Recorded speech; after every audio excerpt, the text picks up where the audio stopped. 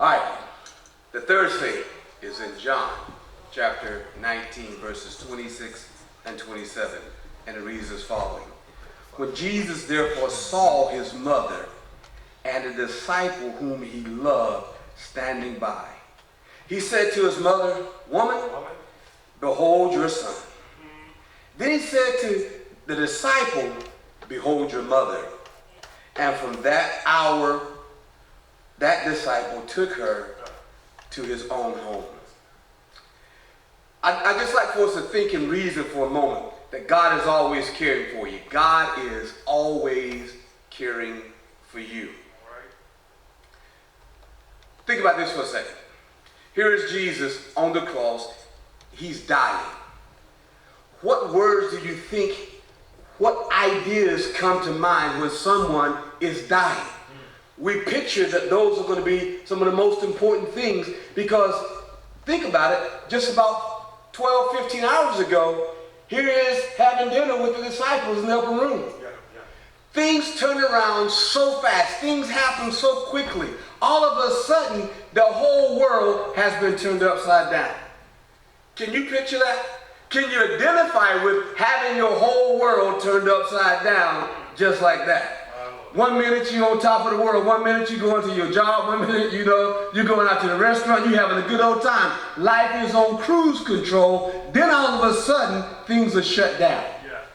You can't go anywhere, you can't do what you normally do. Your world gets turned upside down. So now here they are. But the thing that stuck out to me is, why did Jesus ask this question on the cross? 12, 15 hours ago, he was sitting right there and John had his head laid on his shoulder. Why didn't Jesus ever say, I'm going to die tomorrow, John? And so now you take care of mom. Why wouldn't you do that then? I mean, think about it. You're building your last will until you are going to make sure that you have your ducks in a row. So obviously, there's more to this statement than just the fact that Jesus is wanting John to take care of his mom. So let's keep scratching. But he said to him, listen, he says, "Woman, behold your son." Think a minute. Back in John, just a couple chapters ago, Jesus was having this conversation. And he's teaching the disciples this in 13 verses 34 and 35. He said this way, "A new command I give you, love one another as I have loved you. So also you must love one another." But he didn't stop there.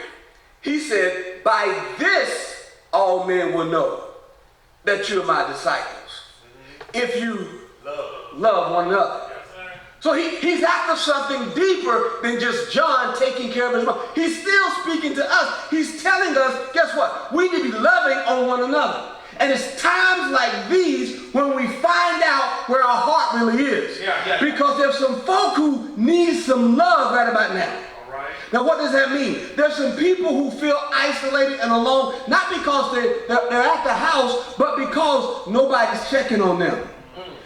We have folk we can get on Facebook, but there's some people who can't get on Facebook. There's some people who don't have access to technology.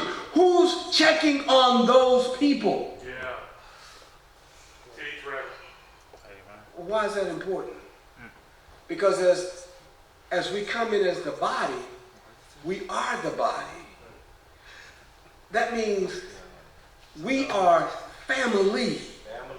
We forget that sometimes because when we go to our address, those people who are in that building are the ones that we focus on. That's when we concentrate our energy and our time and our finances and our resources. But when you accept Christ as Savior, you become part of a bigger body, a bigger family. And guess what? We can't forget that they have the same royal blood roll through their veins as we do. And that's important. Why is that so important? Now, why is it that Jesus talked to John? Well, there's some theories that out there. There's some theories that, because Jesus had 4 other brothers. He had family that he could have assigned. He said he could have talked to James. who wrote the epistle, he could have said, James, I need you to take care of mama when I'm gone. Yeah. But you have to keep in mind that everybody in Jesus' family didn't see him the same way. Because remember, in his hometown, folk had a problem with him. They were getting ready to run him out. If you go back into Matthew, you'll find out that they were getting ready to put Jesus and throw him off a cliff. Yeah. So everybody, there were one or two positions with Jesus. Either you saw him for who he was, or you thought he was crazy. And folk who didn't see him for who he was, then they had a problem with him. So Jesus was not talking to the family members in the building with him.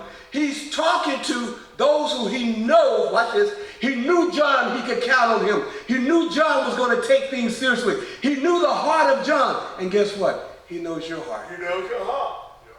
He knows your heart. And he's counting on you. He's counting on me to make sure that we are caring for one another. Now, Peter took hold to this, and Peter, who abandoned Christ at this point, but guess what? After the fact, when Peter had hindsight and he could look back and wish that he could do it all over again. Have you ever been there? Yeah. Have you ever wished that there were some things in your life that you could do all over again? You tell yourself, if I had that do-over like they do in golf, I would. That mulligan, yes. That I do things a lot differently.